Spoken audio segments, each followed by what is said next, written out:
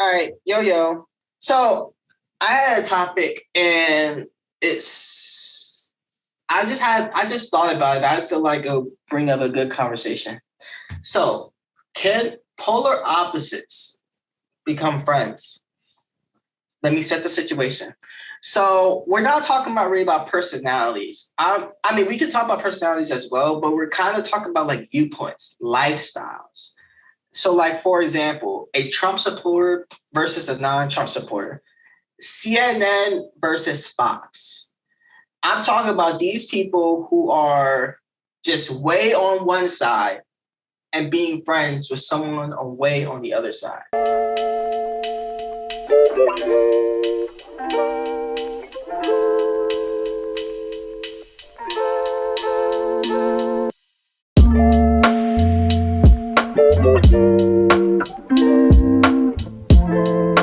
So I'll start off since I was the one who brought it up.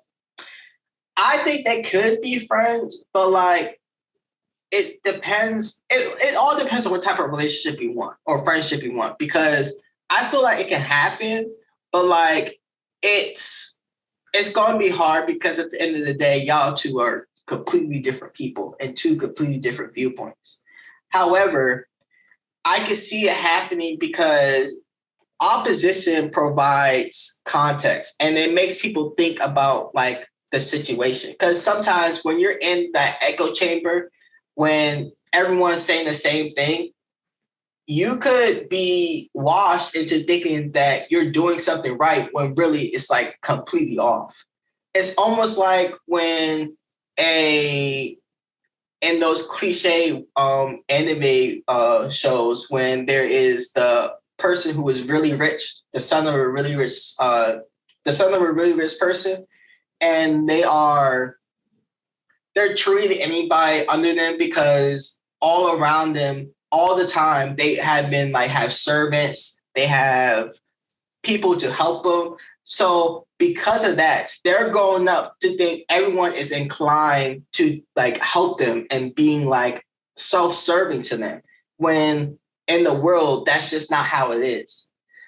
And that's why it comes to having opposition, because it provides a different context and it makes you open to criticism or just different viewpoints. To this day, I know people who are in that echo chamber of some sorts. And this is like, if I'm trying to give them criticism, they take it as offense because it's like everything I do is correct.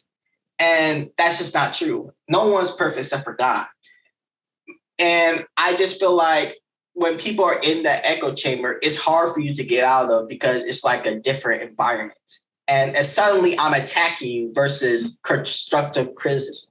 I'm gonna say from my personal experience, I'm not gonna name drop, but I have a friend who, he's that type of friend where he's in the army, he was in the army and stuff, he like believes in different views politically. We've talked about it before, but the thing about me is I was always taught, don't bring up two different things, political views and religion, because a lot of the times those are like the two strongest controversial views, and you don't know what somebody's going to say or how they're going to feel offended or anything like that. So my thing about it is that person is still my friend today, one of my closest friends.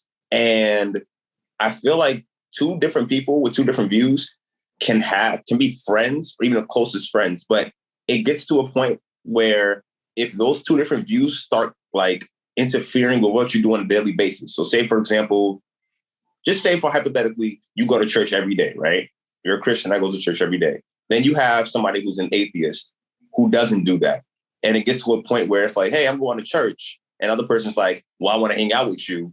And it starts getting into a whole controversial topic about, there are two different views. And then at that point, that's where it gets kind of misconstrued and it starts getting a problem, because you can keep those two different views out of each other's lives. Like, you don't have to talk about it. You don't even have to bring it up ever. You can still be friends. But once it gets to a point where, hey, I'm hanging out with you and you're, what's the word? You're showing that view to me and you're doing the same, and they start clashing, that's a problem. And simply, they can't be friends. They can't be cool. So it's kind of just like, you kind of have to like draw a thin line between, hey, I'm going to discuss this with you and I'm not going to discuss this with you, because at that point it's going to start getting real controversial and this is going to be a problem. I think at that point, though, I feel like that's an associate. Like, I don't think y'all are. I think so. I guess you said getting along, right? Like just getting along, all opposites getting along, dude. Is that what you were talking about? Well, getting along can, like, I get along with a lot of people I don't like. Right. And that, like I said, there's a difference between getting along, like associates and friends. That's why I specifically say friends. Okay, so yeah, so I feel like, honestly, if y'all are true opposites, I don't think y'all can be friends. I think y'all would probably only be associates to a certain degree, because it's like you said, like, let's say, like, Christians and Satanists. So, like, polar opposites. So, like, principles-wise, they're pretty much two, like, yeah, they have religion, but they're two different religions, and they represent pretty much enemies, right, at the end of the day. So it's like, granted, like, if you're in a public setting and you have to get work done, then yeah, if you're a Satanist and you're a Christian, you're going to have to work together somehow, because you're going to have to get the project done.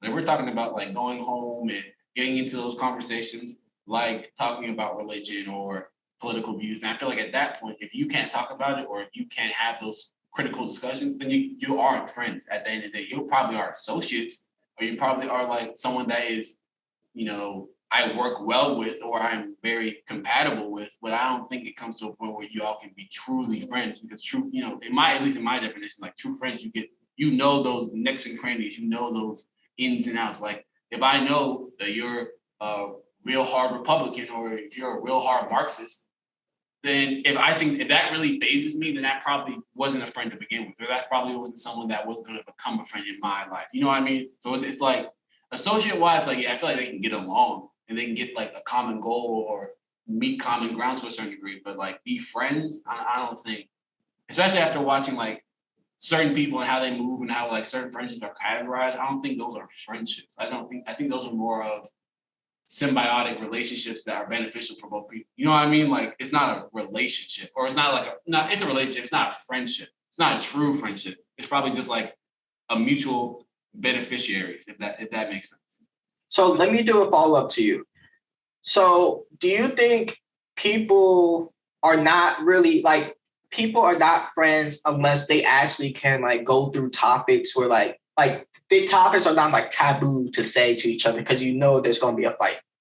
Yeah, I feel like if you can have those taboo conversations, and I'm not saying like y'all have to differ or like y'all don't have differing views. Like that's not the point. But the fact that you can have those conversations, like if we can talk about like just for guys, for instance, like a major topic, like if we can talk about our emotions to a certain person, that's something that we are going to consider really big, because at that point, I'm being vulnerable to you. And I'm not saying like you're not supposed to express your emotions, but specifically for African American guys, it's hard to find people that you can just express your true emotions to and just be, all right, like it's cool, or like I'm not gonna hear about it, or you're not a bitch, or you cried, you know what I mean? You're doing too much, it's not a third. So it's just like if you can get past that point of, I guess, vulnerability, and to the point where it's like, okay, I understand where you're coming from, and you understand where I'm coming from, then yeah, y'all can be friends. But I feel like if y'all are polar opposites, then it might get to a point where it's just like, am I really okay with what you're doing, or am I just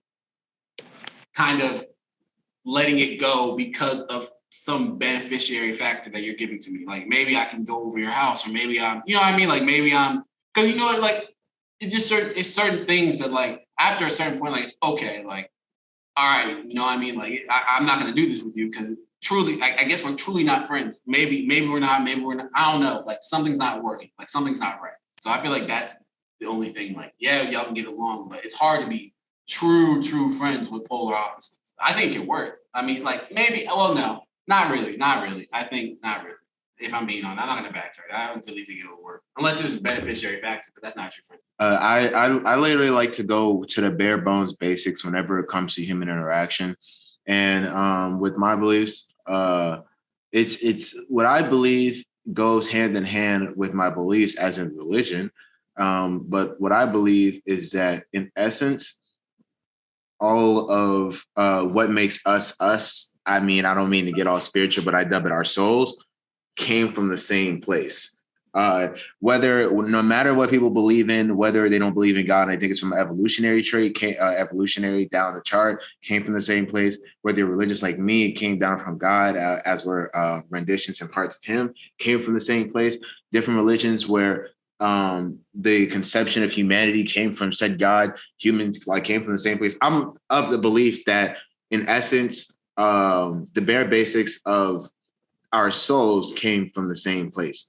There is always going to be something that we are going to be completely opposite in, but it's nearly impossible. It's nearly impossible sometimes, unless the other person is actually sick or a psychopath or a sociopath. It's nearly impossible for you to disagree on every single thing without understanding.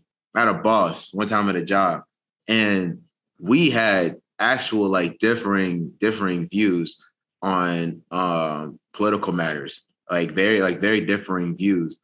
But as we got to know each other, and as I would not lie, we got close. I always stand firm in what I believe in, but it was the fact that that middle ground was built so the conversation could be had. The conversation, what I thought was always has to be important.